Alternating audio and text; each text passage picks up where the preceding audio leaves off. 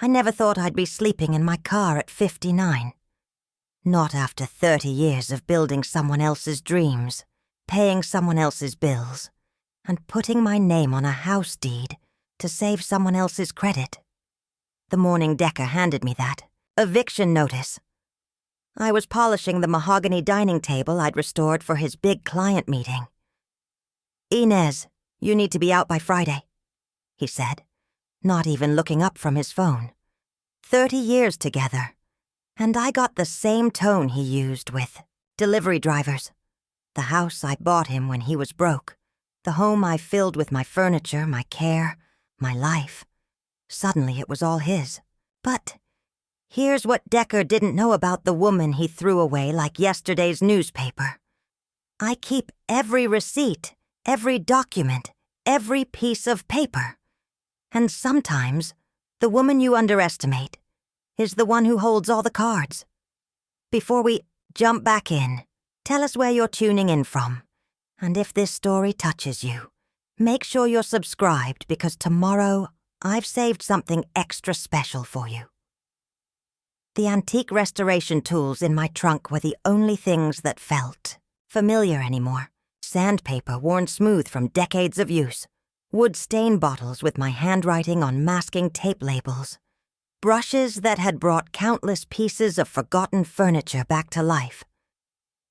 These tools had been my livelihood long before I met Decker, Vaughn, and they were still mine, long after he decided I wasn't worth keeping around. I'd been living in my Honda Civic for 3 days now, rotating between the parking lots of 24-hour diners and the library, where I could use the bathroom and charge my phone. The librarians pretended not to notice when I spent entire days there, washing my face in their restroom sink and combing my graying hair into something resembling respectability. At 59, I'd become one of those invisible women, the ones you see but don't really see by, carrying their lives in grocery bags and trying to maintain dignity when the world has stripped away everything else. Kersley Heights used to be the kind of place where everyone knew your name and your business. Now it was all craft coffee shops and boutique stores, selling $40 candles to weekend visitors from the city. The house I'd bought for Decker sat on Maple Street, one of the few blocks that still had the original oak trees and wraparound porches. I'd driven by twice since he threw me out, each time feeling like a criminal casing my own former life. The memory of how we met felt like something that happened to someone else. I was 39, running my restoration business out of a converted garage, when Decker wandered into an estate sale where I was bidding on a 1920s armoire. He was 28 then, all charm and big dreams, talking about custom furniture and artisan craftsmanship like he'd invented the concepts himself. His smile could light up a room, and his hands, God, his hands were beautiful. Long fingers that seemed to understand wood grain and joinery in ways that made my heart skip.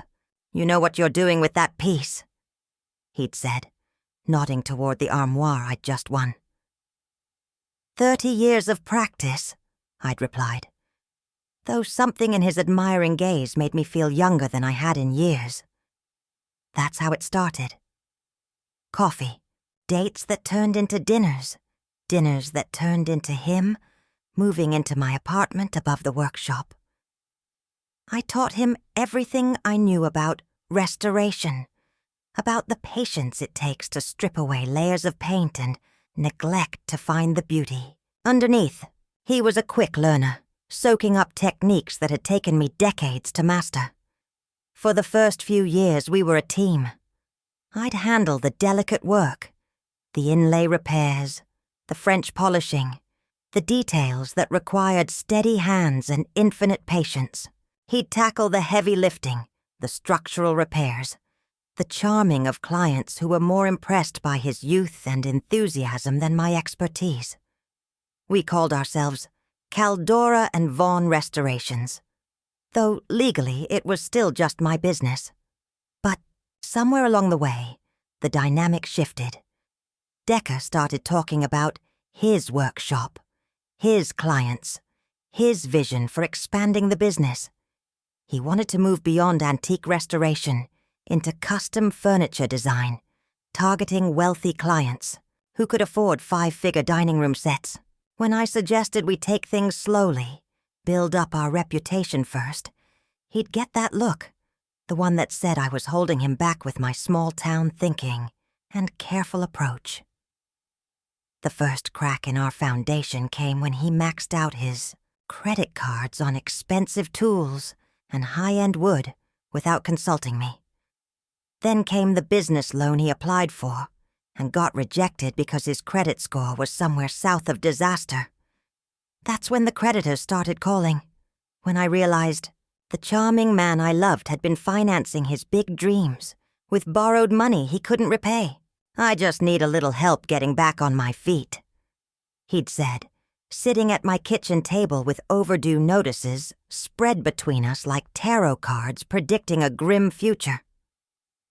Once I get this custom furniture line off the ground, I'll pay you back everything. I should have said no. I should have seen that the man I'd fallen in love with was more interested in the image of success than the work it took to earn it.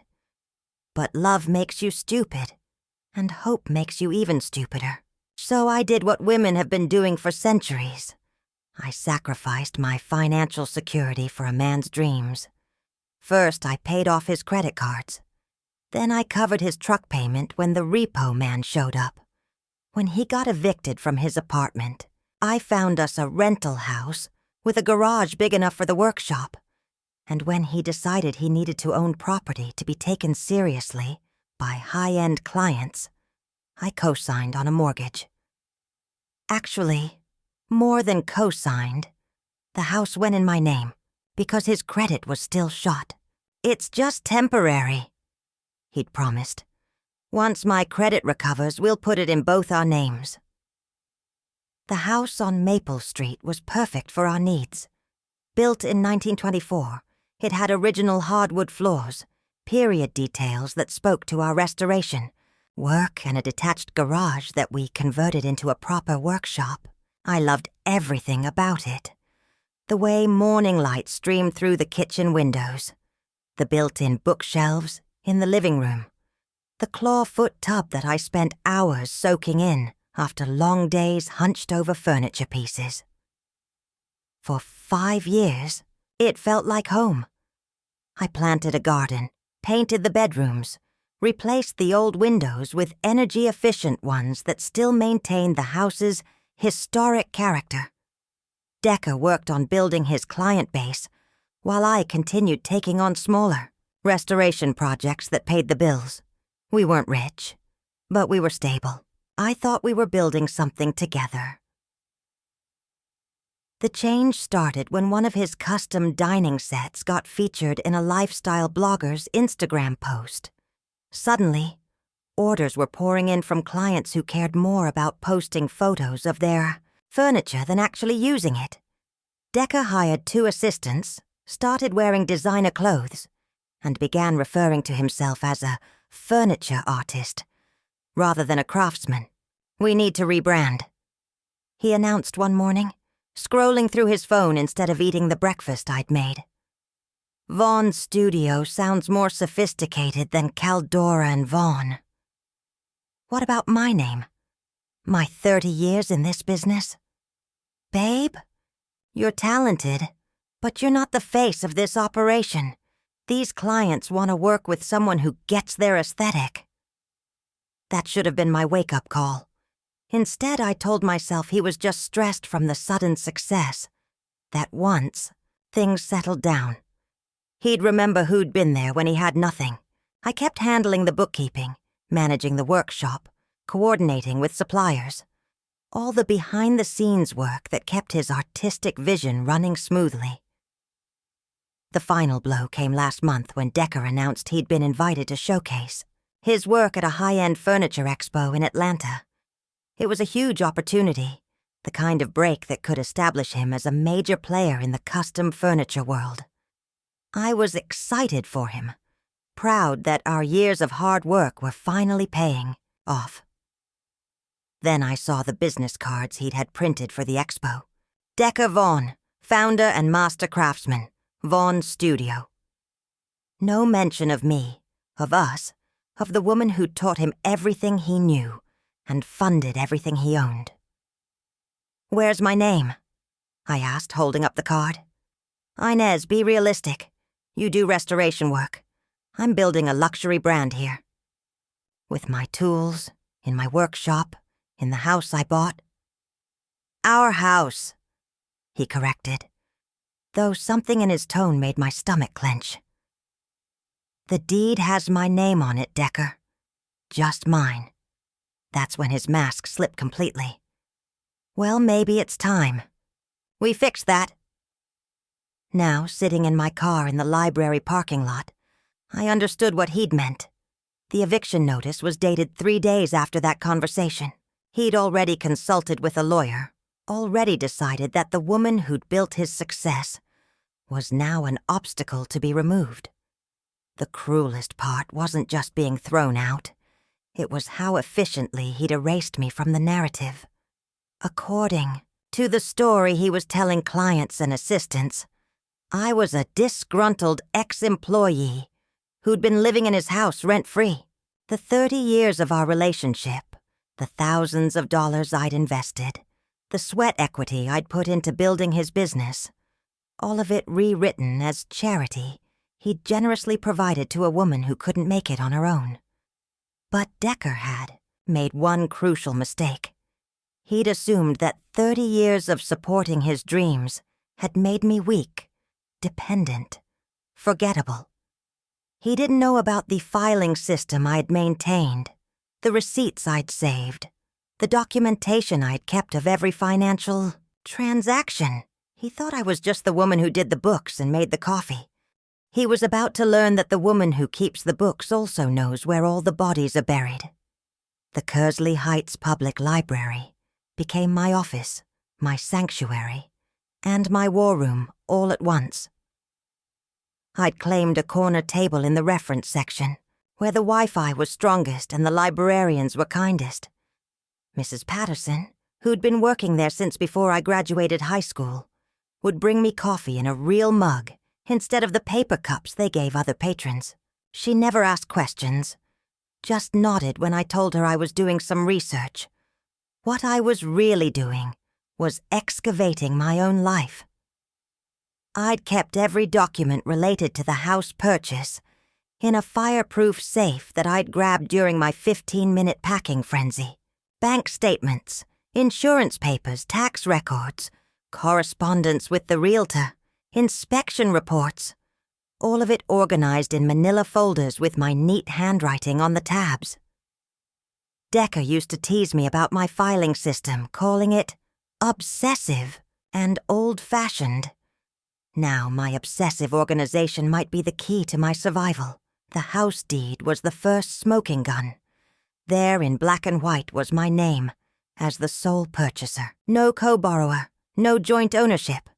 Just Inez Marie Caldora buying a house at 1247 Maple Street for $185,000 on March 15th, 2019. I remembered that day perfectly. Decker had been too nervous to attend the closing, claiming he had food poisoning. So I'd sat alone at the title company's conference table and signed my name 47 times. "Are you sure you want the property in just your name?" the title agent had asked. Most couples prefer joint ownership. I'd looked at Decker's pale face, convinced it was just nerves about such a big purchase. "He's not feeling well today. We can always add him to the deed later." Except we never did. Every month when I wrote the mortgage check from my business account, I'd think about calling the title company to add Decker's name. But months turned into years, and somehow, it never seemed urgent. Decker never brought it up either, probably because he assumed I'd already taken care of it. The second smoking gun was even more damning. When I'd bought the house, my credit was excellent. But my documented income as a sole proprietor made the bank nervous. To strengthen the mortgage application, I'd provided 5 years of business tax returns, showing consistent profits from Caldora restorations. The loan officer had specifically noted that my established business with steady cash flow was what qualified me for the mortgage. Vaughan Studio, according to the business registration I found online, hadn't been incorporated until 6 months after we bought the house. Legally speaking, Decca's entire custom furniture business was operating out of a workshop on property I owned, using tools I'd bought, selling to clients I'd helped cultivate. But the real revelation came when I dug into the property records available through the county assessor's website.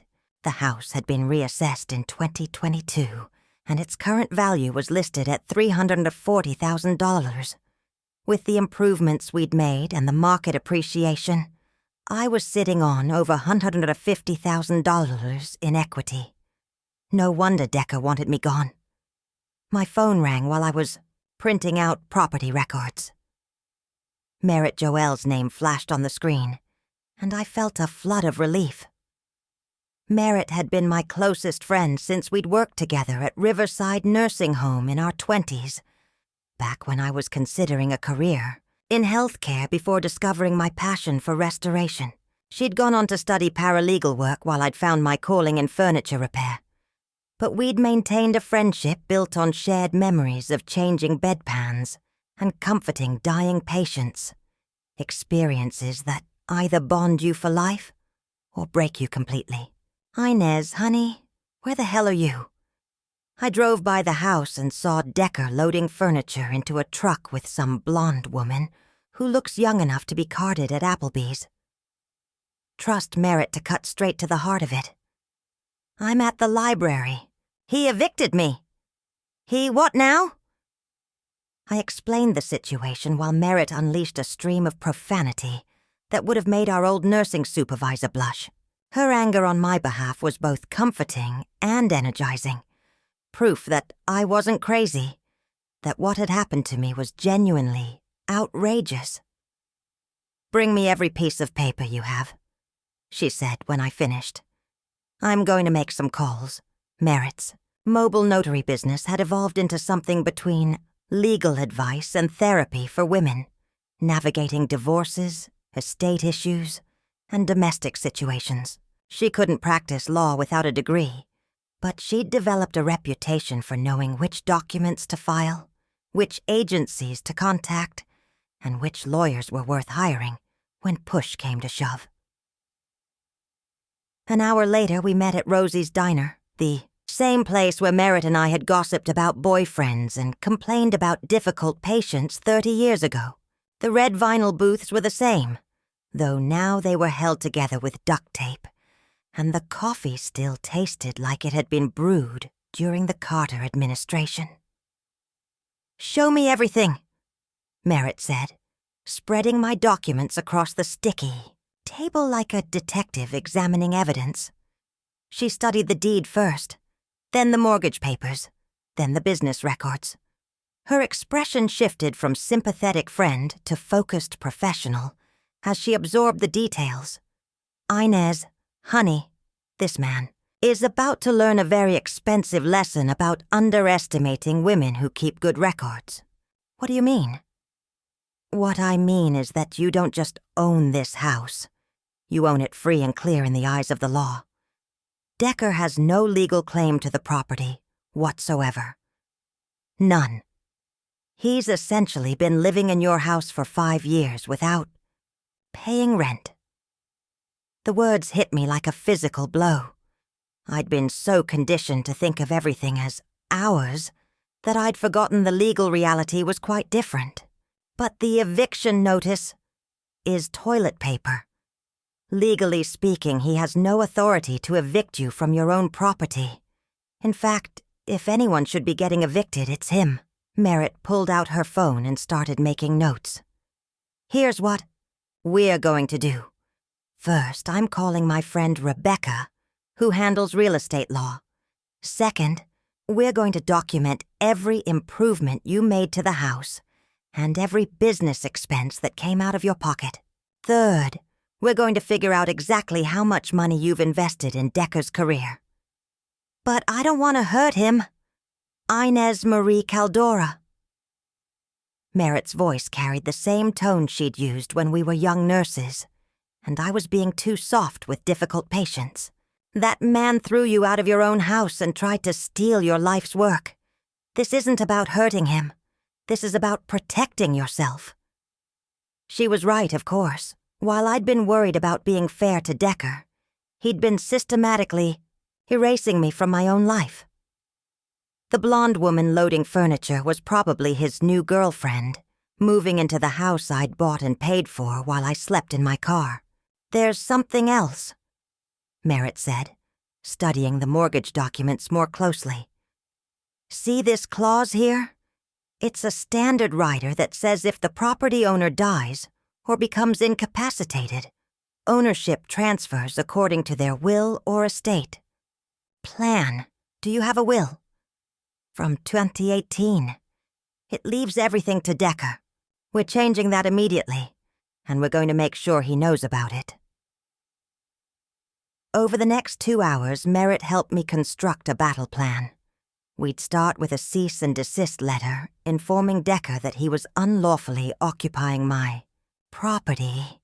Then we'd demand an accounting of all business income generated from the workshop on my property. Finally, we'd explore my legal options for recovering my investment in his business. The beautiful thing about men like Decker, Merritt said as we prepared to leave, is that they're so convinced of their own cleverness they don't bother covering their tracks. He probably has no idea you can prove every dollar you put into his business. As if summoned by our conversation, my phone buzzed with a text from Decker. Inez, be reasonable. The house was always meant to be mine. You know I can't afford to buy you outright now. Can we work something out? I showed the message to Merritt, who laughed so hard she snorted coffee through her nose. Oh, honey, she said, wiping her eyes. He has no idea what's coming. For the first time in days, I smiled, really smiled. Decker thought he was negotiating from a position of strength, graciously offering to work something out with the woman he'd just made homeless. He assumed I'd be grateful for whatever scraps he was willing to throw my way. He was about to discover that the woman who'd spent 30 years fixing broken things had learned a few lessons about taking apart what couldn't be repaired. My library. Card became my most valuable possession after my house keys were taken away. Card number 07439C had been issued to me in 1987 when I first moved to Kersley Heights, fresh out of nursing school, and ready to start my adult life. That little piece of plastic had survived 3 decades, 2 career changes, and now my first experience with homelessness. The Kersley Heights Public Library opened at 9 a.m. sharp, and I was always waiting in my car when Mrs. Patterson unlocked the front doors. The morning routine became sacred. Find my corner table, plug in my phone charger, visit the restroom to brush my teeth and wash my face, then settle in for 8 hours of alternating between job searching and legal research. Living in my car was an education in small dignities and large humiliations. The first night, I'd parked behind a 24-hour Walmart, thinking I'd be invisible among the RVs and long-haul truckers who used the lot as an overnight stop. But around 2 a.m., a security guard tapped on my window with his flashlight. "Ma'am, you can't sleep here. Store policy." I'd driven to a rest stop 20 miles outside town, where I discovered that car seats don't convert into beds no matter how you arrange them. My back ached, my neck was stiff, and every sound in the darkness made me think someone was about to rob me, or worse. By morning, I felt like I'd aged 5 years overnight. The shower situation was the most degrading aspect of my new reality. The YMCA charged $15 for a day pass that included shower access, but I couldn't afford to spend that much every day. Instead, I relied on baby wipes and the library restroom sink, trying to maintain some semblance of respectability while avoiding the pitying looks of other patrons. Food was another challenge. I'd never realized how much of normal eating relies on having a refrigerator, a stove, a place to sit down and consume a meal like a human being. My diet consisted mainly of protein bars, fruit I could eat immediately, and whatever hot food I could afford from drive-through windows. The irony wasn't lost on me that I was spending more money on food as a homeless person than I ever had as a homeowner. But the library gave me purpose and hope, not just because of the internet access and the bathrooms, but because it represented everything Decker had tried to strip away from me. My intelligence, my resourcefulness, my right to take up space in the world. Every day I spent there researching legal precedents, and property law was a day I refused to disappear quietly. Rebecca Martinez, the real estate attorney Merritt had recommended, agreed to meet with me on a sliding scale fee basis. Her office was in a converted Victorian house downtown, with exposed brick walls and modern furniture that managed to be both professional and welcoming.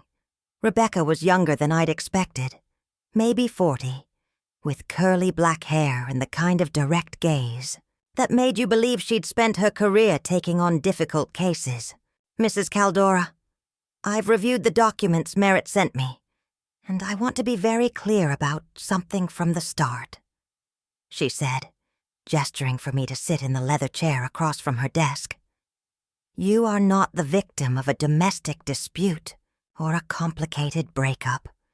You are the victim of an attempted theft. The words hit me like cold water. I'd been so focused on the emotional betrayal that I hadn't fully grasped the legal implications of what Decker had done. From a legal standpoint, your situation is actually quite straightforward, Rebecca continued. You own the house. You own the workshop. Any business conducted on your property using your resources creates certain obligations on his part. The further complexity comes from the fact that you've been in a domestic relationship, which muddies the waters in terms of what constitutes gifts versus investments. She pulled out a yellow legal pad and started making notes as we talked. I told her about the credit card payments, the truck payments, the business equipment I'd purchased, the workshop improvements I'd funded. With each item, Rebecca's expression grew more serious. How much would you estimate you've invested in his business over the years? I'd been dreading this calculation, but Merritt had insisted I face the numbers. At least $60,000 in direct payments, maybe another $20,000 in tools and equipment, plus the workshop space, which would rent for probably $800 a month if he was paying market rate. So, we're looking at close to $100,000 in investment plus 5 years of free workspace. And what percentage ownership in the business did you receive in exchange for this investment? None. It's his business. Rebecca sat down, her pen, and looked at me with something between sympathy and disbelief. Inez, if a stranger had invested that kind of money in a business and received no ownership stake, no written agreement, no legal protections, what would you call that? Stupid? I was going to say fraud, but yours works too. She explained that while recovering my investment would be challenging without written agreements, my position as the property owner gave me significant leverage. Decker couldn't continue operating his business from my workshop without my permission. He couldn't claim the house through adverse possession because he'd never paid the mortgage or property taxes. And if he'd been telling clients he owned the property, he might have committed fraud in his business dealings as well. The question is, what do you want to accomplish here? Do you want the house back? Do you want financial compensation? Do you want revenge? I'd been thinking about this question for days. The easy answer was that I wanted my life back. Wanted to erase the last week and return to the comfortable routine of shared dinners and morning coffee. But that life had been built on a lie. Decker had never seen me as a partner. I'd been a convenient source of funding and support, tolerated as long as I stayed invisible and useful. I want my house back, I said finally. And I want him to understand that he can't erase 30 years of my life with a piece of paper. Rebecca smiled for the first time since I'd entered her office. Now that sounds like a plan I can work with. We spent the next hour developing a strategy. Rebecca would send Decker a formal demand letter, informing him that he was unlawfully occupying my property and had 24 hours to vacate. If he refused, we'd file for a restraining order and begin eviction proceedings.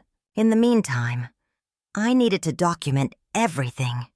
Take photos of the house and workshop, compile records of my business investment, gather evidence of any improvements I'd made to the property. There's one more thing, Rebecca said as I prepared to leave. I need you to understand that this is going to get ugly. Men like Decker don't give up easily, especially when they've convinced themselves they deserve what they've taken. He's going to try to paint you as vindictive, unstable, maybe even dangerous. Are you prepared for that? I thought about the 30 years I'd spent making myself smaller, so Decker could feel bigger. The countless times I'd swallowed my opinions to avoid conflict.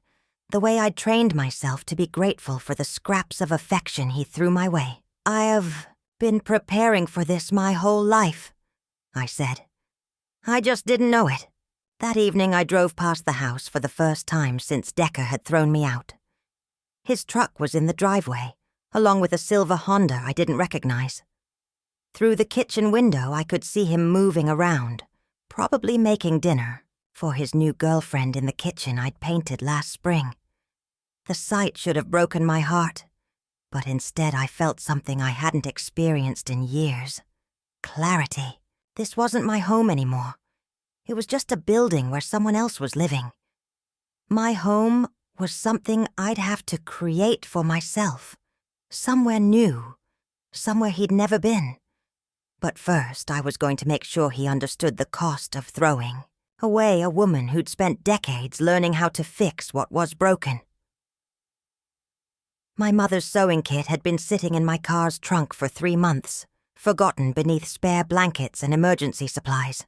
I'd inherited it after Etta Caldora died 2 years ago, along with her cast-iron skillet, her recipe for cornbread, and her unwavering belief that women who kept their mouths shut usually ended up keeping their mouths empty too. I discovered the sewing kit while searching for a sweater warm enough for another night sleeping in my car. The wooden box was about the size of a shoebox, painted pale blue with tiny roses stenciled around the edges, a detail I'd added myself when I was 12 and thought I might follow my mother into seamstress work. Inside were spools of thread, in every color imaginable, needles organized by size, buttons saved from garments long since worn out, and a small pair of scissors that could cut through anything. Holding those scissors brought back the sound of my mother's voice, sharp and clear as the day she died. Inez Marie. The minute you start letting people take advantage of your good nature, you better have a plan for getting it back. Etta Caldora had been a woman ahead of her time, supporting 4 children as a single mother in an era when divorce was still whispered about behind church pews. She'd taken in sewing work when my father decided his secretary was more interesting than his family, turning our dining room into a workshop where she hemmed wedding dresses, tailored men's suits, and repaired anything that could be mended with needle and thread. Every woman needs a skill that can't be taken away, she used to tell me while I sat beside her, learning to stitch straight seams and reinforcement stitches. Doesn't matter if it's sewing or cooking or fixing things. You need something that's yours alone. I'd thought I'd found that something in furniture restoration, But watching Decker rebrand my 30 years of expertise as his artistic vision had taught me that even skills could be stolen if you weren't careful about who you shared them with. Now, sitting in the library with Rebecca's demand letter fresh in my email inbox, I felt my mother's presence more strongly than I had since her funeral. Etta had survived my father's abandonment, raised 4 kids on a seamstress's wages, and somehow managed to save enough money to leave each of us a small inheritance when she died. She'd never let anyone make her feel small or grateful for less than she deserved. The demand letter was a masterpiece of legal intimidation, 5 pages of formal language that boiled down to a simple message: get out of my house or face the consequences. Rebecca had sent it via certified mail and email, ensuring Decker couldn't claim he hadn't received it. The 24-hour deadline she'd set was aggressive, designed to prevent him from stalling while he figured out his options. I was rereading the letter for the dozenth time when my phone rang. Decker's name on the screen made my stomach clench, but my mother's voice in my head reminded me that I'd already spent too many years being afraid of conflict. Inez, what the hell is this lawyer letter supposed to mean? His voice had that familiar edge of indignation he got when things didn't go his way. The same tone he'd used when clients questioned his prices or when suppliers wanted payment up front. I'd spent years smoothing over those situations, making excuses for his pride and helping him navigate problems without losing face. It means exactly what it says, Decker. You're living in my house without permission. Your house? Inez, we bought that house together. We've been partners for 5 years. The deed has my name on it. The mortgage payments came from my account. The down payment came from my savings. Your name isn't on any legal document related to that property. A long pause. I could almost hear him recalculating, trying to figure out how he'd missed this. Detail. That's just paperwork bullshit. And you know it. We've been living as common law spouses. I have rights. According to my lawyer, Virginia doesn't recognize common law marriage. And even if it did, throwing me out with an illegal eviction notice probably wouldn't strengthen your case. Another pause. Longer this time. When he spoke again, his voice had shifted from indignant to cajoling, the tone he used when he wanted. Something. Baby, look, I know things got heated the other day. Maybe I was hasty with the eviction thing. Why don't you come home and we can work this out like adults? The word home hit me like a slap. This was the same man who'd handed me an eviction notice while I was polishing furniture, who'd stood there emotionless while I packed my life into garbage bags, who'd spent the last week playing house with his new girlfriend in the bed I'd picked out. There's nothing to work out, Decker. You have until tomorrow at 5 p.m. to vacate my property. And then what? You're going to have me arrested? Inez, be realistic here. Where am I supposed to go on 24 hours' notice? The question was so breathtakingly hypocritical that I almost laughed. This was the same man who'd given me 15 minutes to pack my belongings and find somewhere else to live. I don't know, Decker. Maybe you can sleep in your truck for a while. I hear it builds character. I hung up before he could respond. My hands shaking with adrenaline, and something that felt dangerously close to satisfaction. For 30 years, I'd absorbed Decker's moods, managed his problems, and prioritized his comfort over my own dignity. Hanging up on him felt like the first authentic thing I'd done in decades. The phone rang again immediately. This time I let it go to voicemail. Inez, don't be like this. We both know you're not the kind of person who throws people out on the street. Call me back, and let's figure this out. He was right about one thing. I wasn't the kind of person who enjoyed making others suffer, but I was also no longer the kind of person who set herself on fire to keep someone else warm. The next morning brought a text message that confirmed what I'd suspected. Inez. I need more time to find a place. Be reasonable here. I can't just disappear overnight. But disappearing overnight was exactly what he'd expected me to do. When he'd handed me that eviction notice, he hadn't offered me more time or shown concern for where I'd sleep. He'd calculated that I was weak enough to accept whatever crumbs he threw my way. Grateful enough for his attention to settle for homelessness, rather than fight back, I forwarded his text to Rebecca with a note. He's not leaving voluntarily. Her response came back within an hour. Didn't think he would. Filing for emergency injunction this afternoon. Are you prepared for the nuclear option? The nuclear option, as Rebecca explained when I called her, was full legal warfare. We'd seek immediate possession of the property, demand an accounting of all business income generated from my workshop, and potentially file charges for unlawful detainer. It would be expensive, time-consuming, and guaranteed to burn every bridge between Decker and me. Once we start this process, there's no going back, Rebecca warned. This becomes a matter of public record. Your business, your relationship, all of it becomes ammunition in a legal fight. I thought about my mother, who'd endured the whispers and sideways glances when she divorced my father in 1975. She'd lost friends, faced judgment from church members, and been excluded from social circles that couldn't handle a woman who refused to pretend her marriage was working. But she'd also kept her dignity, raised her children, and built a life on her own terms. When she died, her funeral was packed with women whose own lives had been touched by her example of quiet strength and stubborn independence. File the paperwork, I told Rebecca.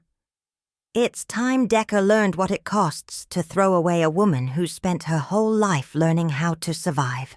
That evening, I took my mother's sewing kit out of the car and carried it with me into the library. Mrs. Patterson was working the late shift, and when she saw me settling in at my usual table with the wooden box, she smiled. That's a beautiful sewing kit. Looks like it has some history to it.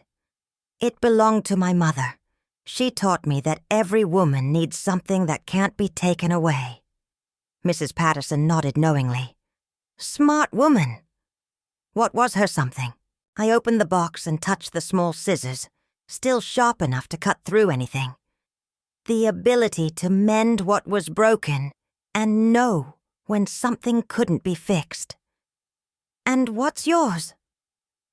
I thought about the house I'd bought, the business I'd built, the legal fight I was about to wage, and the future I was finally ready to create for myself.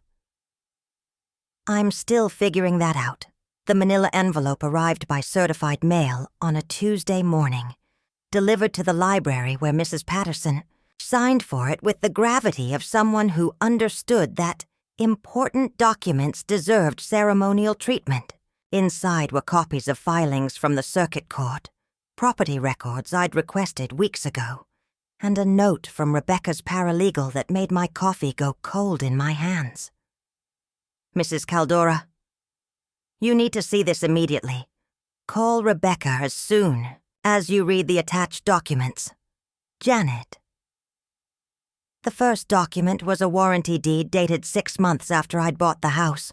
According to the paperwork, I had signed over a 50% ownership stake in the property to Decker Vaughn on September 12th, 2019. The signature looked exactly like mine. The same careful cursive loops I'd learned in 3rd grade.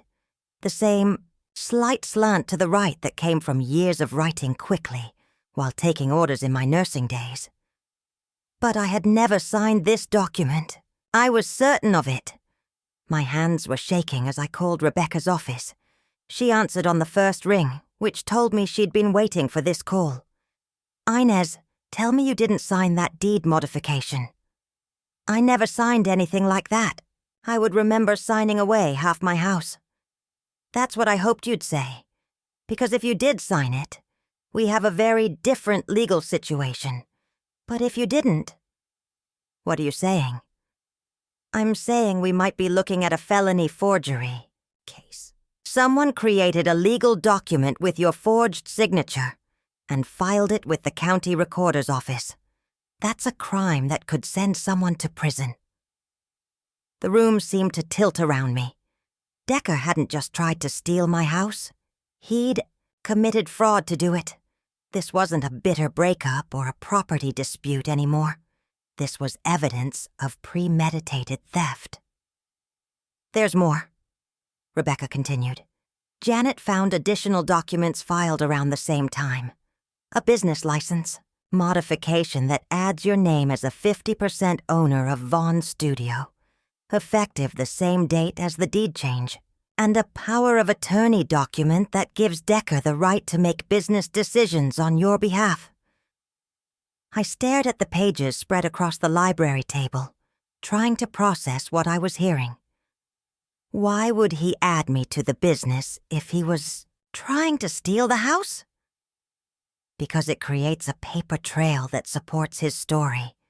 If anyone questions the property transfer, he can point to these documents and claim you were full partners in everything. It makes the deed modification look like a normal business decision instead of theft. The cunning of it made me sick. While I'd been cooking his dinners and managing his schedule, Decker had been systematically forging documents to steal my property.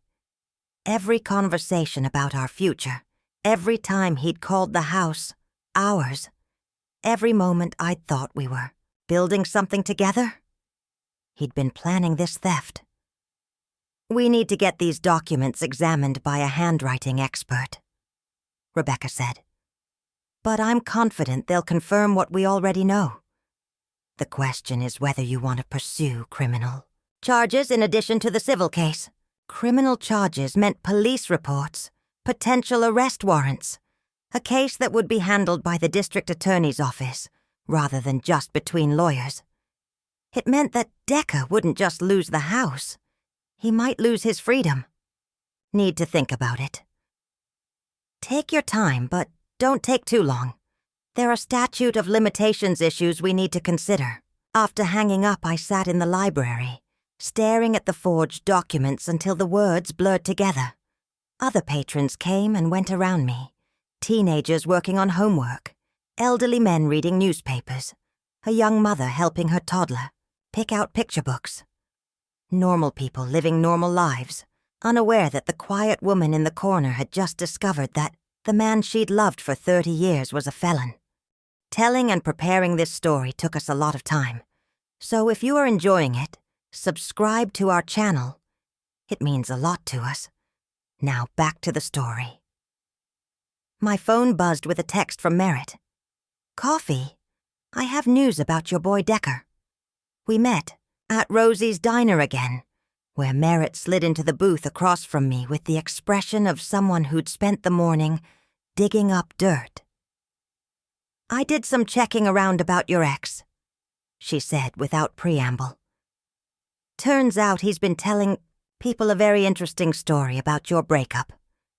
What kind of story? The kind where you're a mentally unstable woman who became obsessed with him after he tried to end the relationship.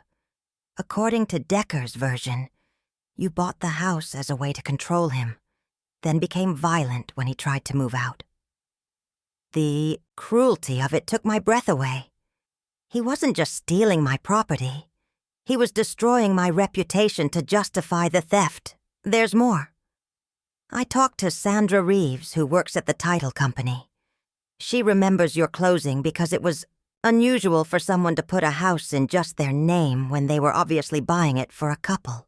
But she also remembers something else. Decker came in about 6 months later asking about adding his name to the deed. What did she tell him? That he'd need your signature and notarization to make any changes. Sandra said he seemed frustrated, that it wasn't simpler, kept asking if there was any way to do it without bothering you since you were supposedly so busy with work. The pieces were falling into place. Decker had tried to get his name on the deed legitimately. Been told he needed my permission and decided to forge the documents instead. This wasn't a crime of passion. It was a calculated plan that had been months in the making. Merritt, I need to ask you something, and I need you to be completely honest. Shoot! Do you think I was an idiot for not seeing this coming? She reached across the table and grabbed my hand. Honey, you weren't an idiot. You were a woman in love with a man who was very good at lying. There's a difference. I keep thinking about all the signs I missed, all the times I should have questioned things. Stop that right now. The only person responsible for Decker's crimes is Decker. You didn't make him forge documents. You didn't make him lie to people about your relationship. You didn't make him throw you out of your own house. She was right, but the guilt still sat in my chest like a stone. 30 years of relationship, experience, and I'd been completely blindsided by someone I thought I knew better than myself. What are you going to do about the criminal charges? I thought about my mother, who'd faced down my father's lawyer when he tried to claim she'd abandoned the marriage by filing for divorce. Etta Caldora had walked into that courtroom in her best dress, her head held high, and told the judge exactly what kind of man she'd been married to. She'd been humiliated, questioned, and treated like she was the one on trial. But she'd also won. I'm going to make sure he faces the consequences of what he's done. Good. Because men like Decker count on women being too ashamed or too scared to fight back.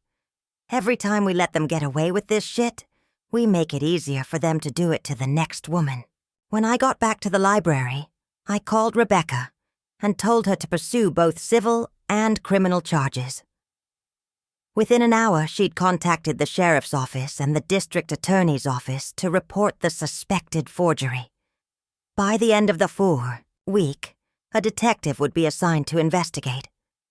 That night, sleeping in my car behind the all-night laundromat, I dreamed about my mother's funeral. In the dream, she sat up in her casket and looked directly at me. Inez Marie, are you going to let that man erase you from your own life? No, Mama. Then stop acting like a victim and start acting like a woman who knows her worth. I woke up with my mother's sewing scissors in my hand, though I didn't remember taking them out of the box.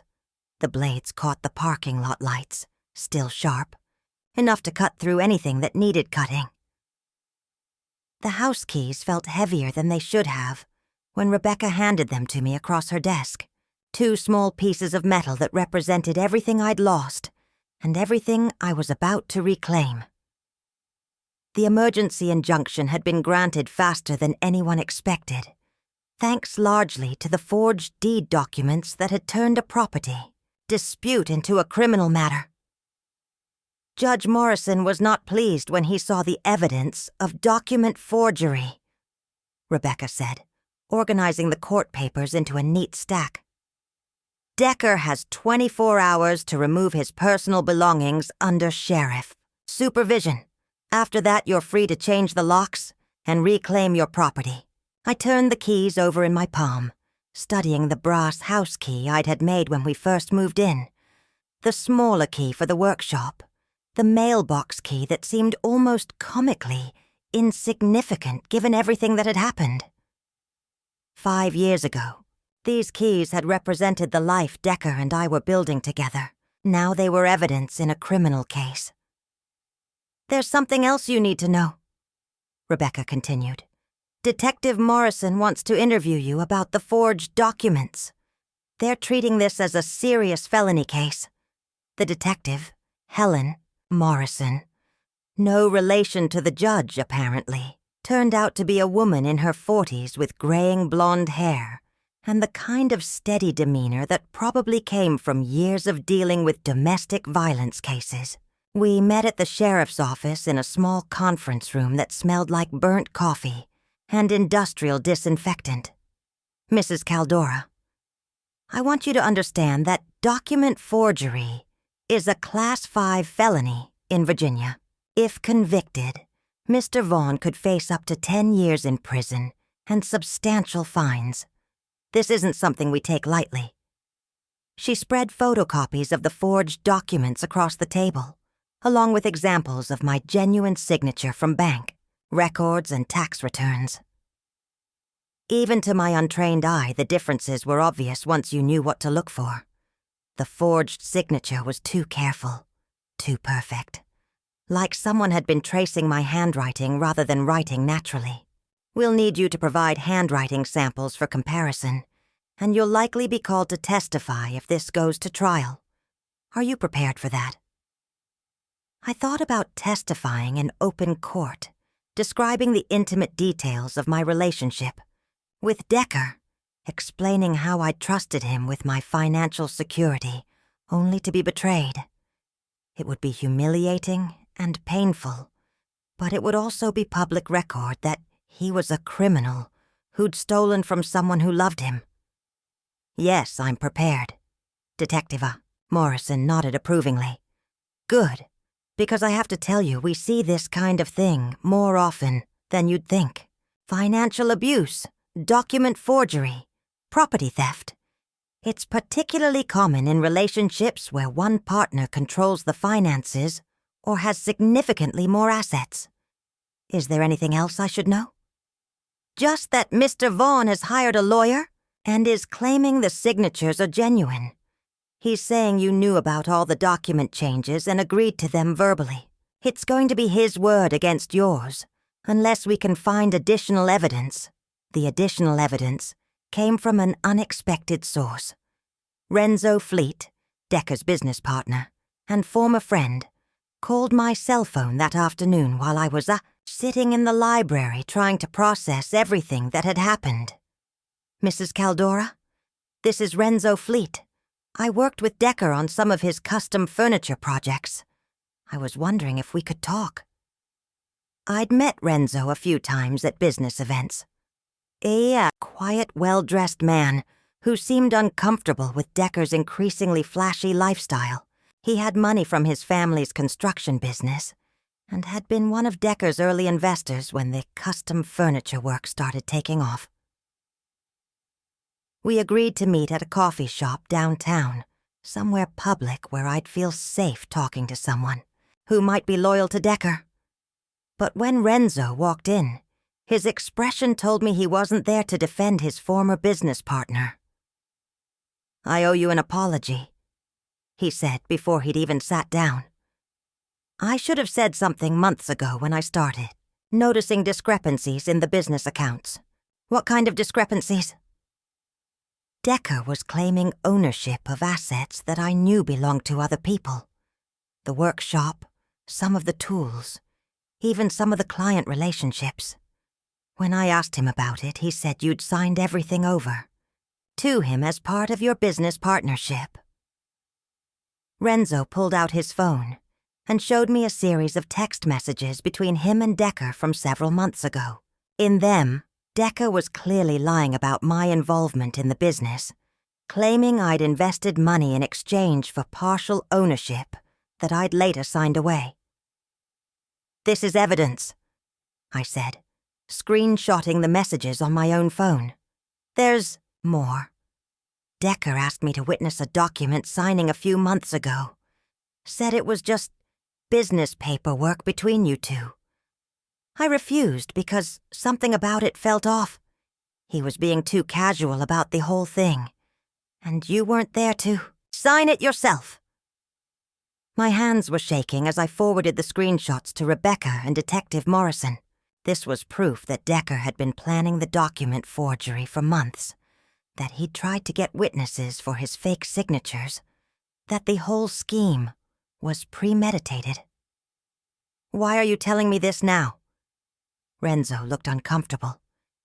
"Because I found out what he did to you, throwing you out of your own house, claiming you were unstable.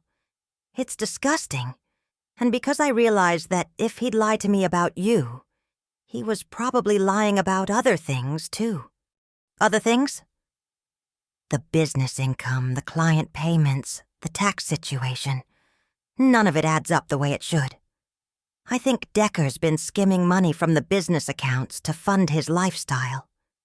This was information Detective Morrison needed to hear immediately. If Decker had been committing financial fraud beyond just the property theft, it strengthened the criminal case considerably. Would you be willing to testify about what you know? Absolutely. I've already talked to my own lawyer about extricating myself from the business partnership. I don't want to be associated with whatever Decker's been doing. That evening, I drove past the house for the first time since receiving the keys. Decker's truck was gone, but there was a U-Haul in the driveway, and several people carrying boxes out the front door. The sheriff's deputy supervising the removal process waved when he saw me, confirming that everything was proceeding according to the court order. I didn't go inside. I wasn't ready to see what condition Decker had left the house in, wasn't prepared to face the damage he might have done out of spite. Instead, I sat in my car across the street and watched strangers, his new girlfriend, probably, and maybe some friends, carrying away the remnants of the life I'd thought we were building together. My phone buzzed with a text from an unknown number. You think you've won something, but all you've done is destroy both our lives. I hope you're happy. I showed the message to the sheriff's deputy, who made note of it and suggested I save all communications in case they became relevant to the criminal case. Men like that don't handle losing very well, he said matter-of-factly. Don't be surprised if he tries to contact you again. But I was done being surprised by Decker's behavior. The man I'd loved had been a carefully constructed fiction, designed to make me feel needed while he systematically stole everything I'd worked for. The real Decker, the one capable of forgery, financial fraud, and trying to make me homeless, was someone I'd never really known at all. Tomorrow I would walk into my house with my own keys, reclaim the space I'd paid for, and begin the process of building a life that belonged entirely to me. For the first time in 30 years, I would be the only person making decisions about my future. The thought should have been terrifying. Instead, it felt like the first deep breath I'd taken in decades. The smell hit me first when I opened the front door of my own house. Cigarette smoke, stale beer, and something that might have been burnt food. Decker had never smoked in the house during our 5 years together, but apparently his standards had changed along with his address status. I stood in the doorway for a long moment, keys heavy in my hand, preparing myself for whatever damage I was about to discover. The living room looked like a fraternity house after a particularly destructive party. Pizza boxes stacked on the coffee table I'd refinished myself. Beer bottles lined up on the mantelpiece above the fireplace. Cigarette burns on the hardwood floors I'd spent weeks restoring. The built-in bookshelves that had held my collection of restoration guides and classic novels were empty except for a few scattered magazines about custom furniture and what appeared to be several unpaid bills. But it was the workshop that made me physically sick. My restoration tools, the ones that had been my livelihood for 30 years, were scattered across the floor like someone had dumped them out of their cases in a rage.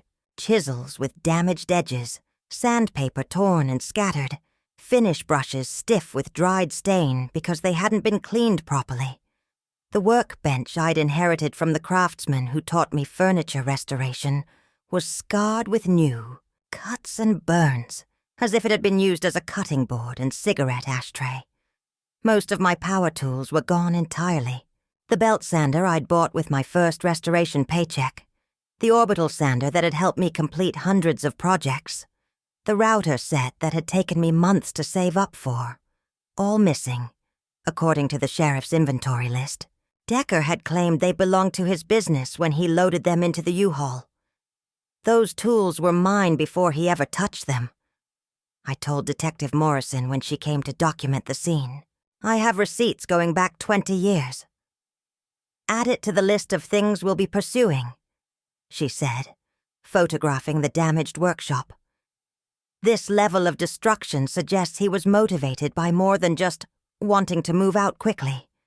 The house itself told the story of someone who'd stopped caring about maintaining property he knew he was about to lose. Water damage in the bathroom where he'd apparently never bothered to fix a leaking faucet. Holes in the drywall where he'd hung heavy items without finding the studs. Windows that wouldn't open because the tracks were clogged with dirt and debris. But the worst discovery was in the bedroom we'd shared. Empty bottles hidden in the closet, suggesting he'd developed a drinking problem I'd never noticed. A stack of legal documents on the dresser. Not the forged property papers, but correspondence with lawyers about debt collection, tax liens, and business disputes I'd known nothing about. Decker's financial situation was even worse than I'd realized. According to the papers scattered across the dresser, he owed money to suppliers, had defaulted on equipment loans, and was facing potential lawsuits from at least 3 former clients who claimed he'd taken deposits for work he'd never completed. "No wonder he wanted me gone," I said to Merritt when she came over to help me assess the damage. "He needed someone to blame for his business failures. More than that," Merritt said, studying a letter from the IRS about unpaid business taxes. "He needed to liquidate assets to pay his debts. If he could claim ownership of this house, he could sell it or borrow against the equity." The realization that I'd been nothing more than a financial escape plan made me angrier than the property damage or the forged documents. Every conversation we'd had about our future, every time he'd talked about our plans and our dreams, he'd been calculating how to monetize my assets to solve his problems. Rebecca arrived that afternoon with a contractor friend who specialized in property damage assessment. While they walked through the house, cataloging everything that needed repair, I sat in the garden I'd planted 3 years ago, trying to process the magnitude of what I was facing. The financial numbers were staggering. Between the property damage, the stolen tools, and the cost of legal proceedings, I was looking at expenses that would wipe out most of my savings. Even if the criminal case resulted in restitution orders, Decker clearly didn't have the money to pay them. "Mrs. Caldora?" The contractor, a soft-spoken man named James, who'd known my work for years, approached with his clipboard and a sympathetic expression. "I've finished the initial assessment. Do you want the full breakdown now, or would you prefer to wait?" "Give it to me straight. You're looking at about $15,000 in repairs to get the house back to the condition it was in when you left. That's assuming you do some of the work yourself. If you hire everything out, it could be double that. $15,000 to fix the damage Decker had done in 2 weeks of spite and negligence. Money I didn't have, for a house I'd already paid for once." "There's something else," James continued. "I found evidence that he was using the workshop for more than just furniture building. Looks like he was doing some kind of chemical processing. Maybe paint stripping or wood treatment, without proper ventilation. The EPA might need to get involved if there's contamination." The hits kept coming. Not only had Decker stolen my property and destroyed my tools, but he'd potentially created environmental hazards that could make the house unsellable. I was sitting in my ruined garden surrounded by the evidence of 30 years of misplaced trust when I heard a car door slam in the driveway. For a moment I panicked, thinking Decker had returned despite the restraining order. But the voice that called my name belonged to Dr. Willa Sorrell, the trauma therapist who lived 3 doors down. "Inez, honey, I hope you don't mind me stopping by. I heard you were back home and wanted to check on you." Willa was the kind of neighbor everyone should have. Thoughtful without being intrusive, helpful without being pushy. She'd brought dinner over when I'd had the flu 2 winters ago, and had always been quick with a friendly wave when we passed on the street. What I hadn't known was that she ran support groups for women dealing with domestic abuse and financial exploitation. "I don't want to overstep," she said, settling onto the garden bench beside me. "But if you need someone to talk to about what you've been through, I want you to know I'm here. I'm not sure I'm ready to talk about it yet." That's completely normal. Betrayal by someone you trusted takes time to process. But I want you to know that what happened to you isn't uncommon, and it doesn't reflect on your judgment or intelligence. Her words were exactly what I needed to hear. For weeks, I'd been carrying the shame of being deceived, feeling like I should have seen through Decker's lies. Having a professional tell me that I wasn't uniquely stupid or gullible was more healing than I'd expected. "Can I ask you something?" Willa said. "What do you want this house to become? Not what it was before, but what you want it to be going forward." The question caught me off guard. I'd been so focused on reclaiming what I'd lost that I hadn't thought about what I wanted to build in its place. I don't know. I just want it to feel like home again. Home for who? Just you? Or could you imagine sharing it with others who might need a safe place? Something in her tone told me this wasn't a casual question. "What are you thinking?" "I work with a lot of women who've been through situations similar to yours. Financial abuse, property theft, sudden homelessness. It's more common than people realize. Most of them end up in shelters or transitional housing that isn't equipped for their specific needs." She gestured toward the house, which, despite its current damage, was still a beautiful, spacious home in a safe neighborhood. A place like this, run by someone who understands what they've been through, could be exactly what some of these women need to get back on their feet. The idea hit me like lightning. Instead of just reclaiming my house, I could transform it into something that served a larger purpose. I could create the kind of safe space I'd needed when Decker threw me out, the kind of place where women could rebuild their lives without shame or judgment. Would that even be legal? Running some kind of group home? With the right permits and organizational structure, absolutely. I know several women who've done similar things. There's funding available from various sources, and the community need is definitely there. I looked at my damaged house with fresh eyes.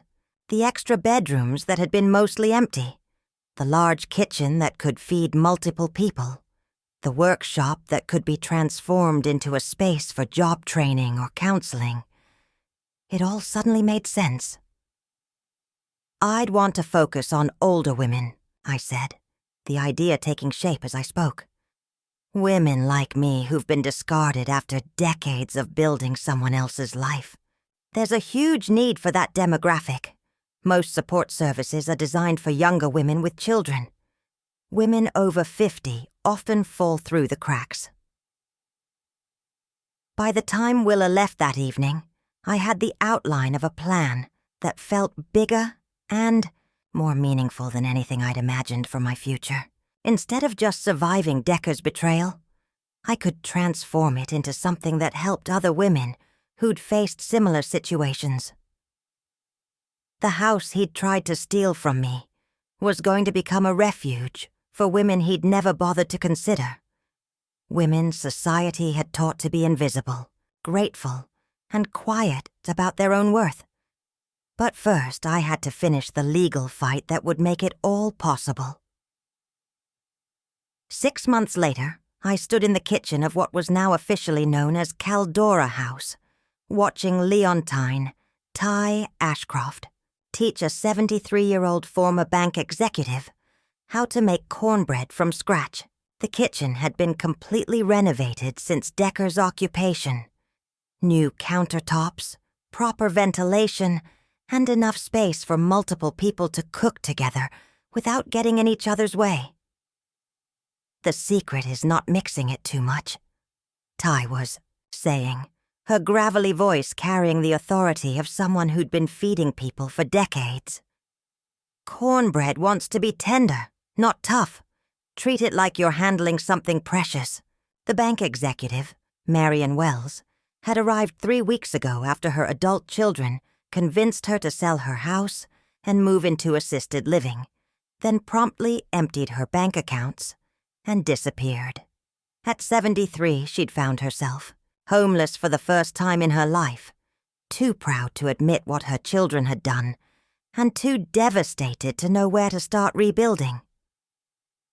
"I never learned to cook," Marion confessed, carefully folding the batter.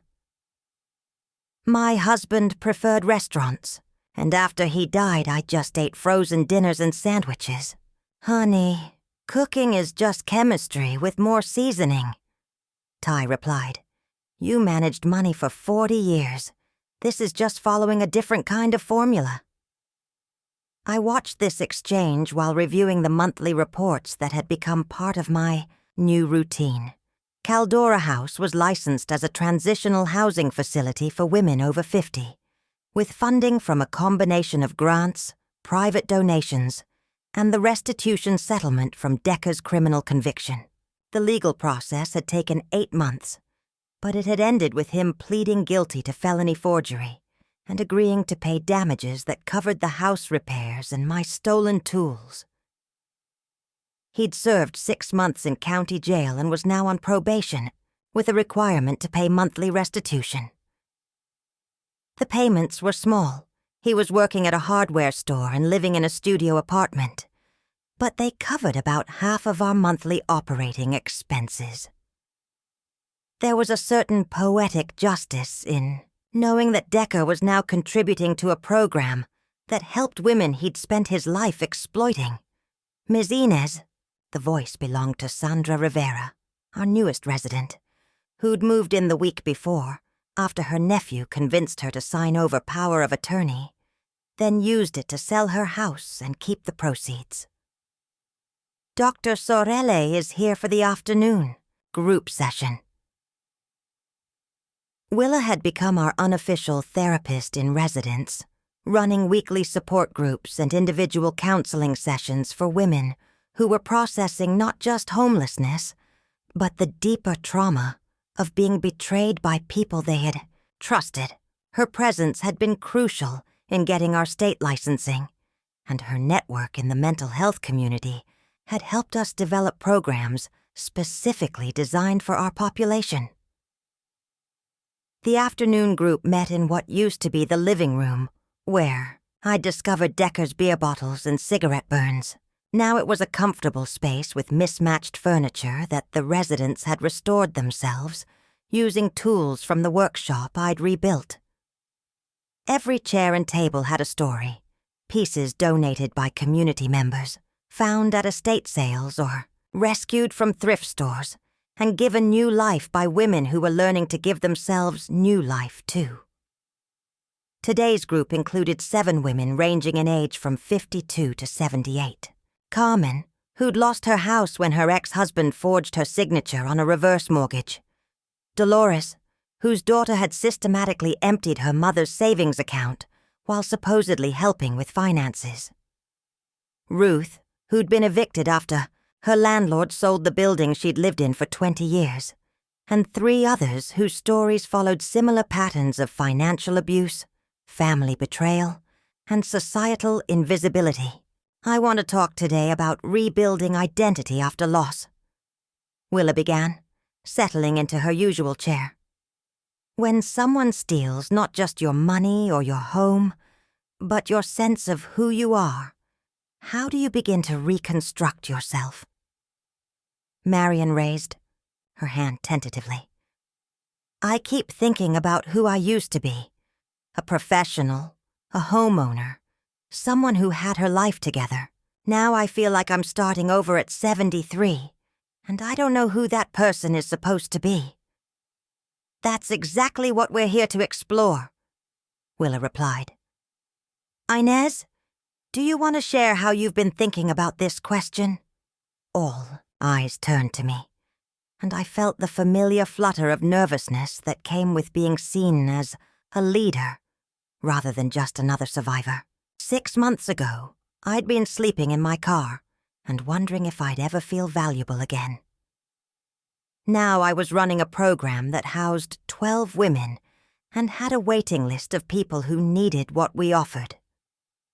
I think the person I used to be was someone who made herself small so other people could feel big.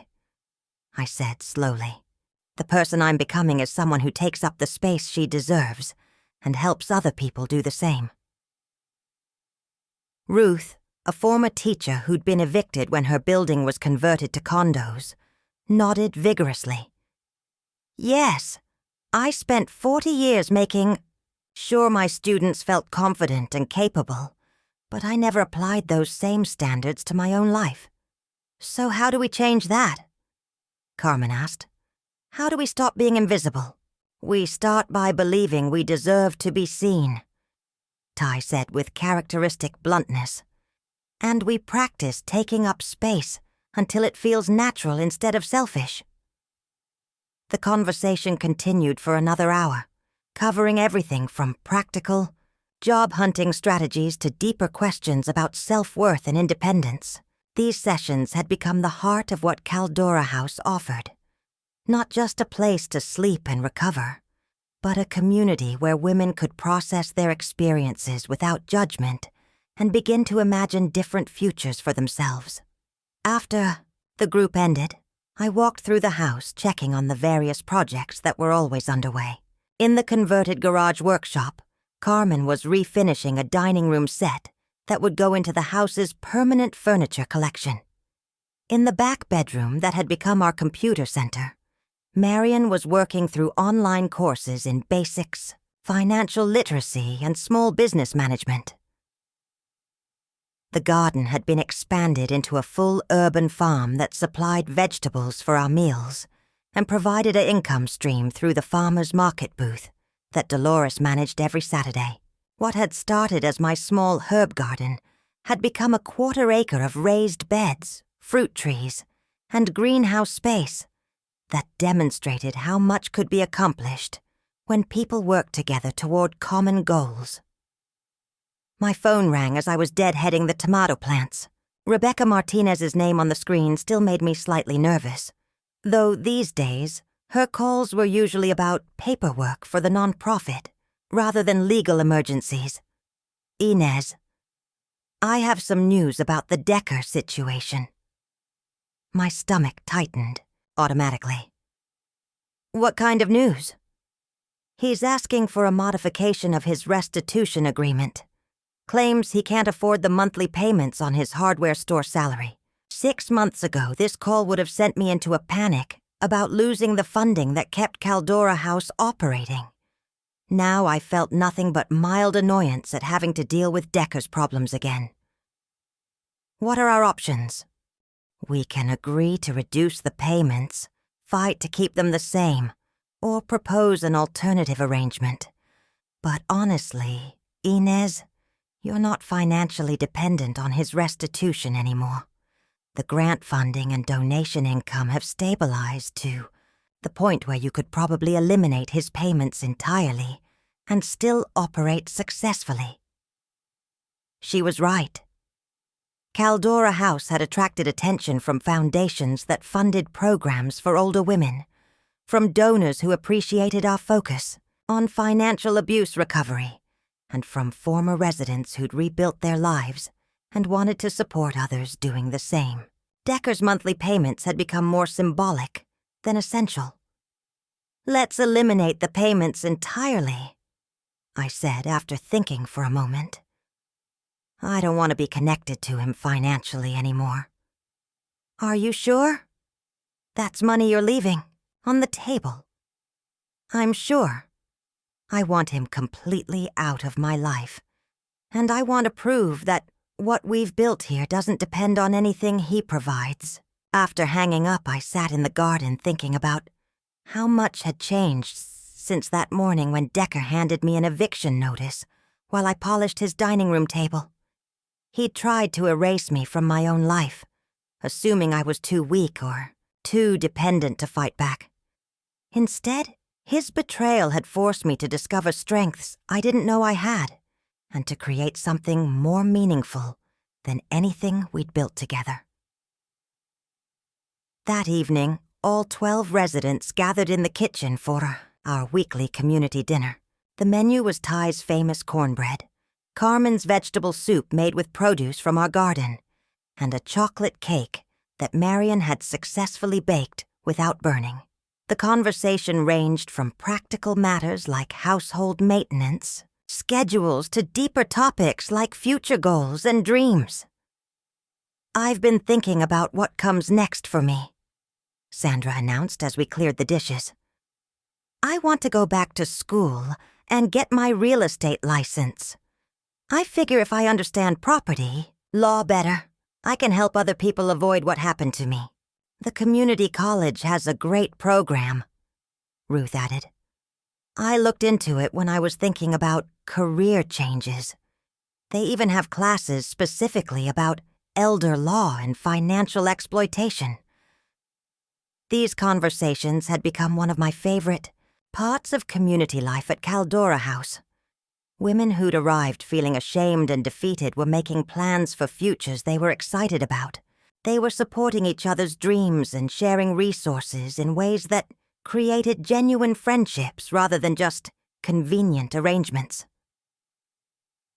As I locked up the house that night, I stopped in the front hallway where we'd hung a simple wooden sign that read, "Caldora House, a place to begin again."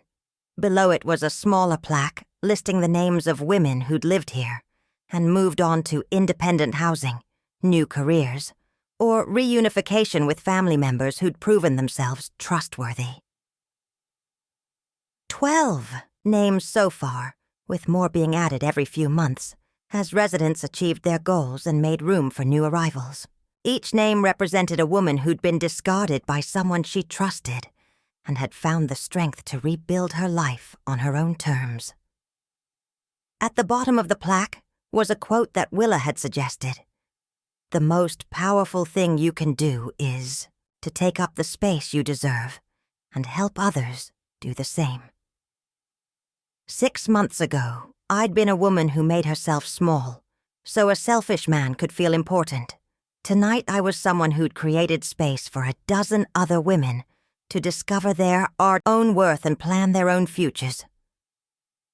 Decker had tried to steal my house, my business, and my identity.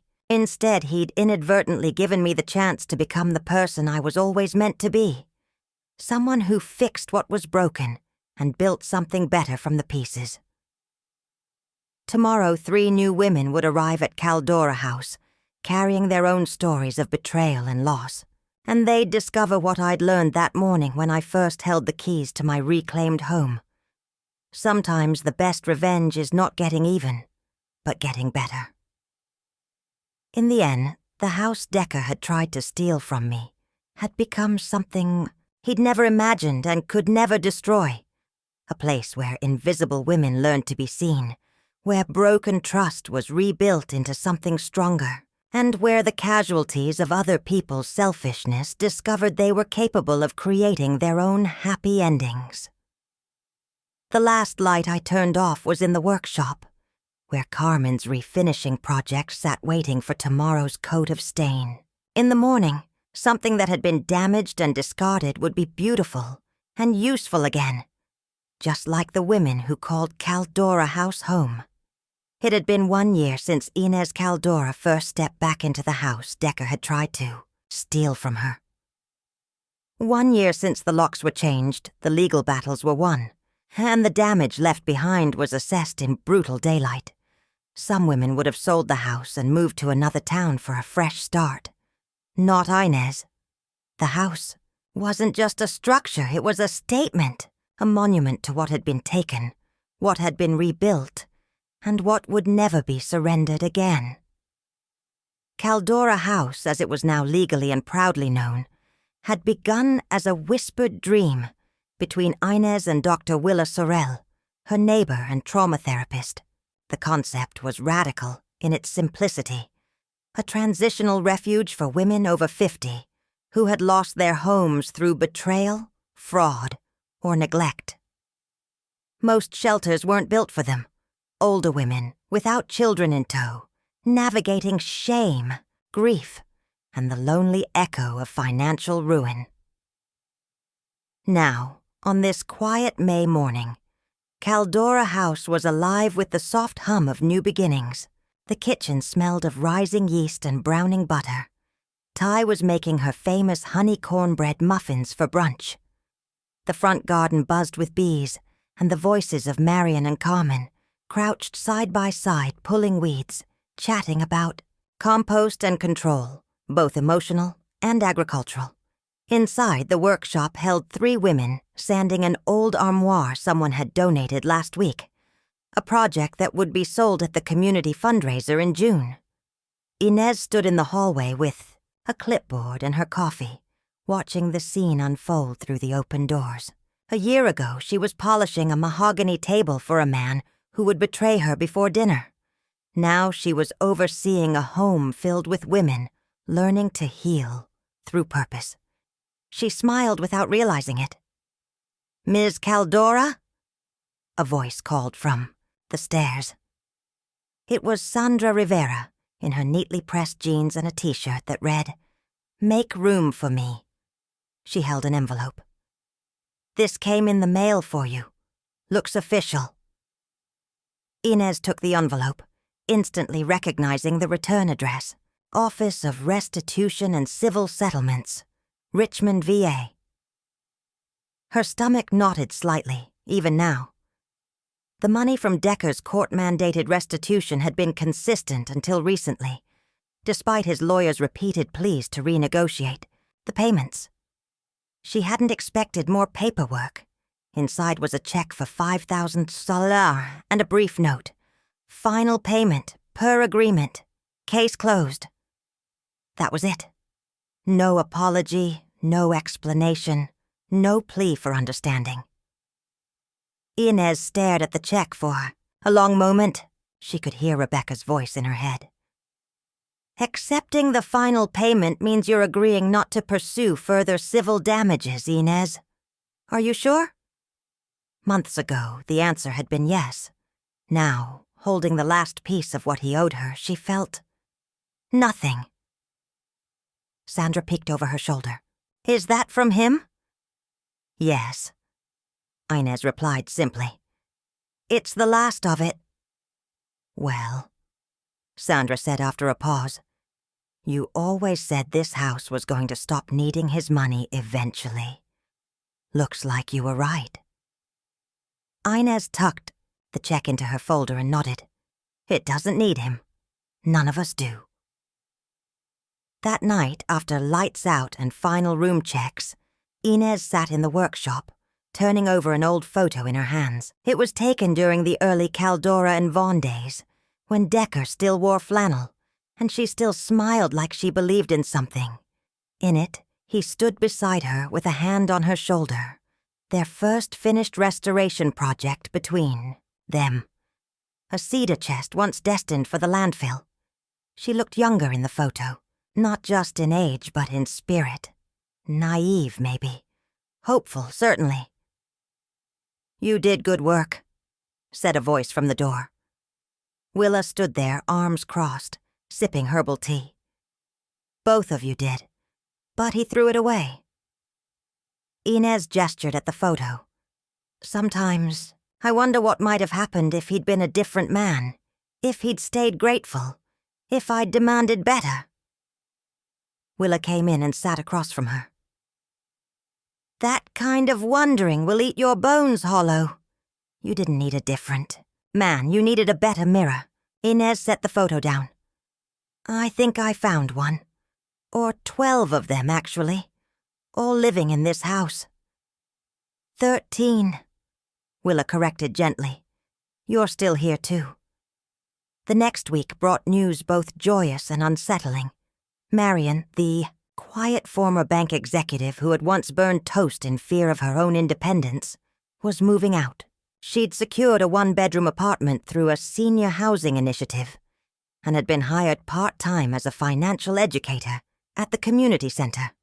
Her resume, flawlessly updated with Inez's help, listed resident financial mentor, Caldora House, has recent experience. It was the proudest line on the page. On moving day, the entire house helped her pack. Ty baked a farewell cake. Sandra organized Marion's closet into color-coded boxes. Even Ruth, who rarely left her room, emerged to supervise the labeling of the dishware.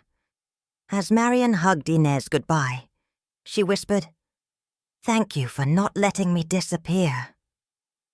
Inez, fighting tears, whispered back, "Thank you for showing me what starting over really looks like." But with every bright step forward, shadows found their way in. That evening, Rebecca called. There had been an inquiry from a journalist, someone writing a piece on forgery and financial abuse. She wanted to interview Inez. The article would mention Decker by name, as a convicted felon. His lawyer had already threatened to sue for defamation if the article misrepresented facts. "Inez, it's your story," Rebecca said. "But if you speak publicly, you're walking into the public arena. Are you ready for that kind of attention?" Inez looked around, the quiet house, at the walls painted with warmth, at the signs of life and recovery in every corner. "I'm not hiding anymore," she said. The interview took place at the local library, in the very spot where Inez had once planned her escape. She wore a navy blouse and slacks, her hair pinned up, her voice measured.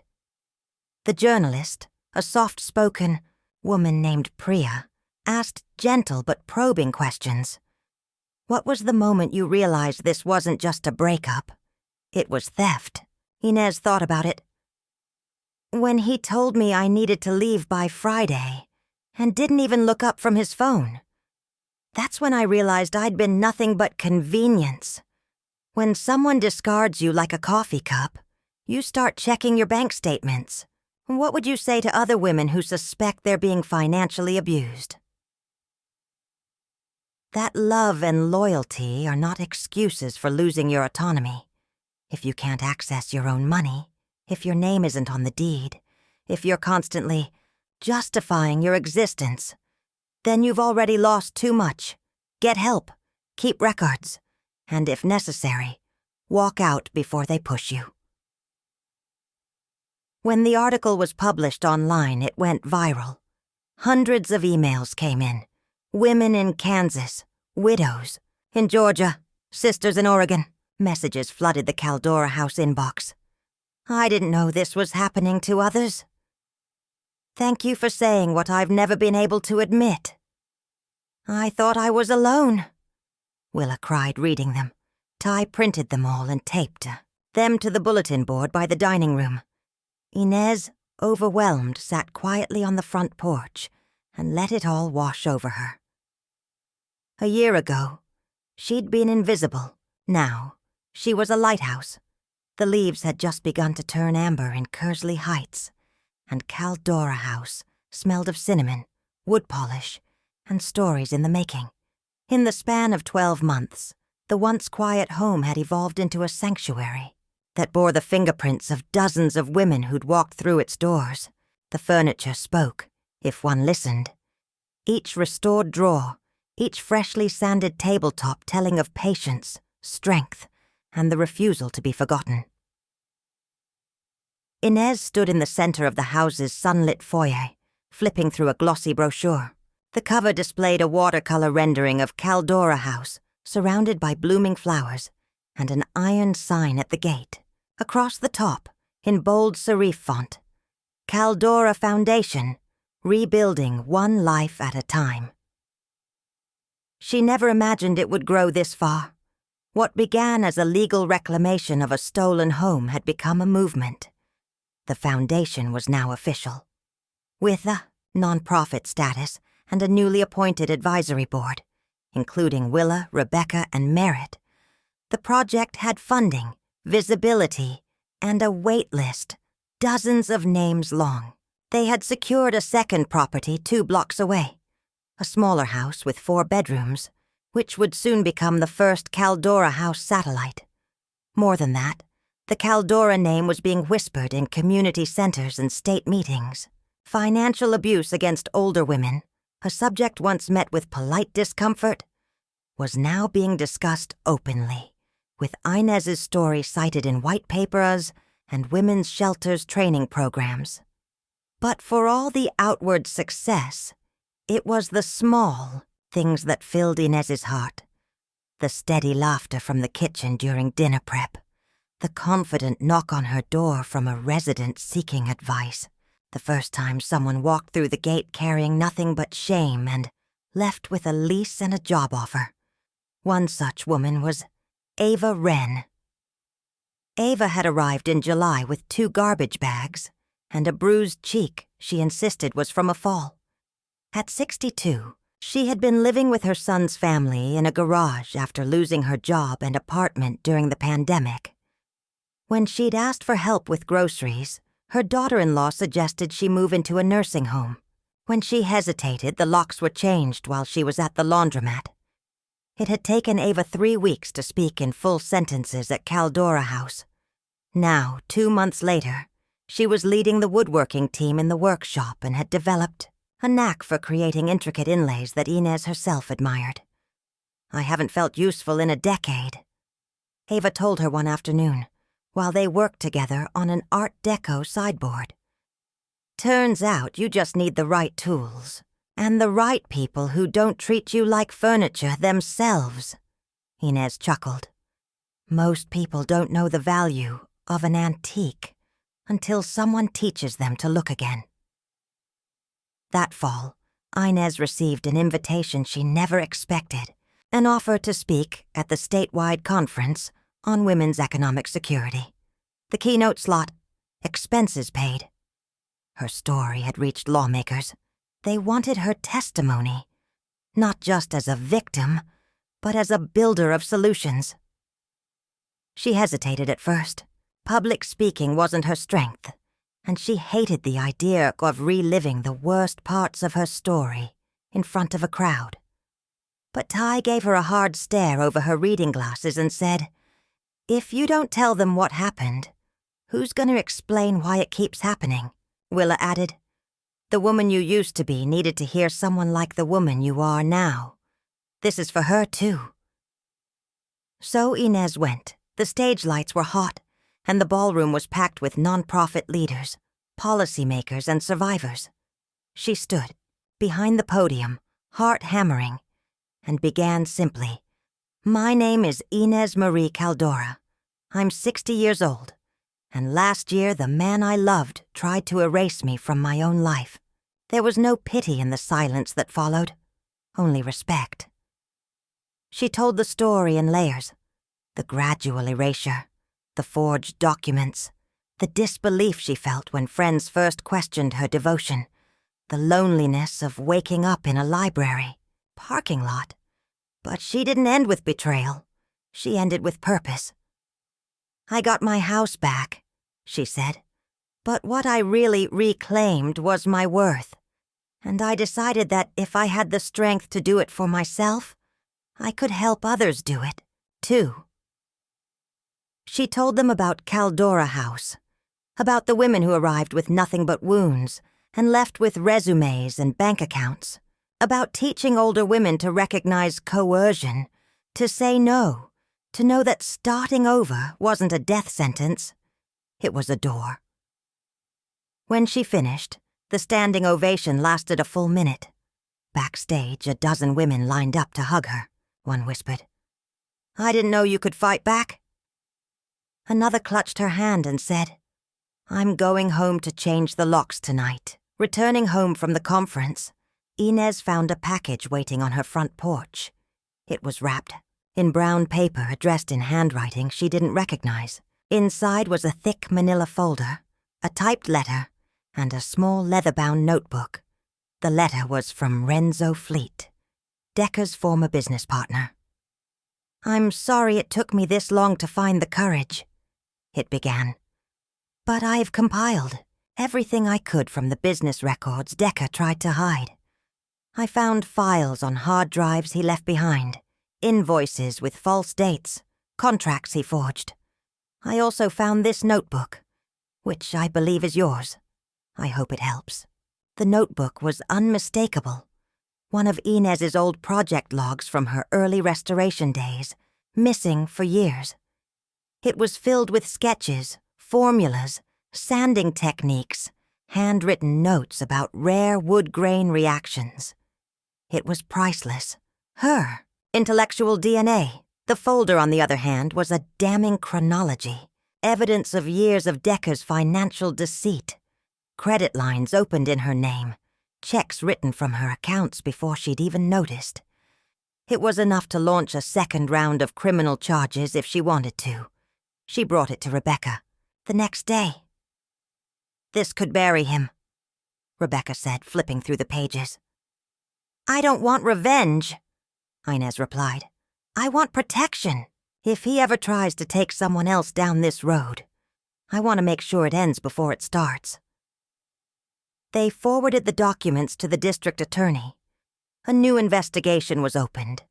Decker's probation was revoked, and he was sentenced to another 18 months in county jail.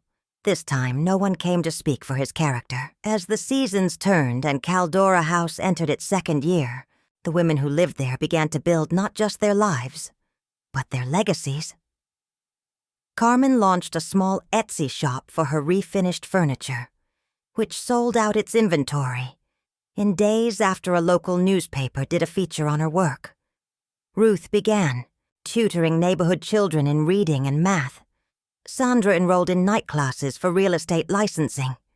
Ava taught a woodworking seminar at the community college. And Inez? She finally allowed herself to dream bigger. One evening, while sharing tea with Merritt and Willa on the back porch, she said, "You know what I really want?" Willa raised an eyebrow. "Besides a house full of strangers and a spreadsheet full of nightmares?" "A Caldora house in every state." Merritt nearly choked on her tea. "Now there's a modest dream." But Inez wasn't joking. "There are thousands of women like us out there," she continued. "Too old to be seen, too young to give up, too wise to stay silent. If this house worked here, it can work anywhere." Merritt leaned back in her chair. "Then we better get to work." The first expansion came sooner than expected. A real estate investor in Minnesota had read the viral article and contacted Inez directly.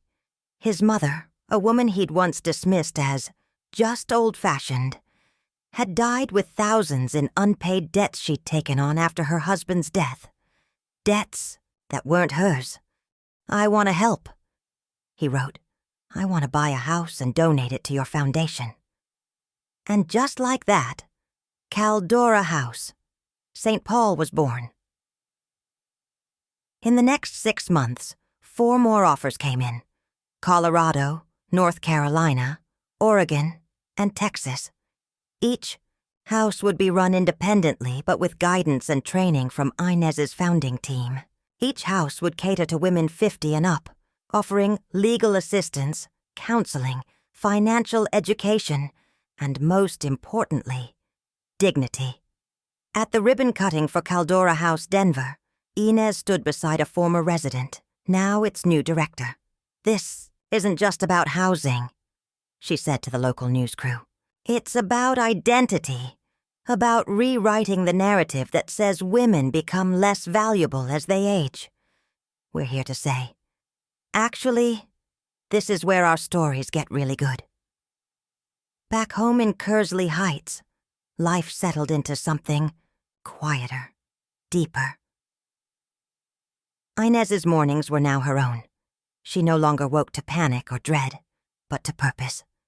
She made her coffee slowly, watched the sun rise over the garden, and journaled with the very same pen Decker had once said made her look too old-fashioned. Her relationship with her own story had changed. She no longer carried it like a burden. Instead, she wore it like armor, proof that surviving doesn't have to mean shrinking. Some evenings, She'd return to the workshop and lose herself in the grain of old wood, in the hum of sanders and the smell of oil. Her hands, worn and strong, still knew how to restore what had been discarded. On the wall above her bench hung a framed quote, gifted to her by Willa. She thought she'd been buried, but really she'd been planted. And planted she had been, deep into the soil of resilience, watered by heartbreak, grown in light that she'd found for herself.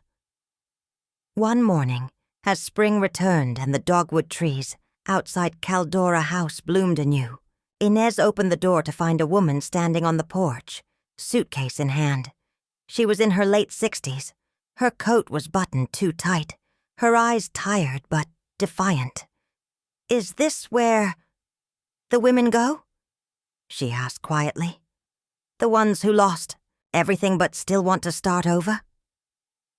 Inez stepped aside and opened the door wider. "It is now." And just like that, the next chapter began. Up next, we have 2 more incredible stories that are waiting for you. Just click the image you want to watch, and it will take you there. If you enjoyed this video, make sure to subscribe. It would mean a lot.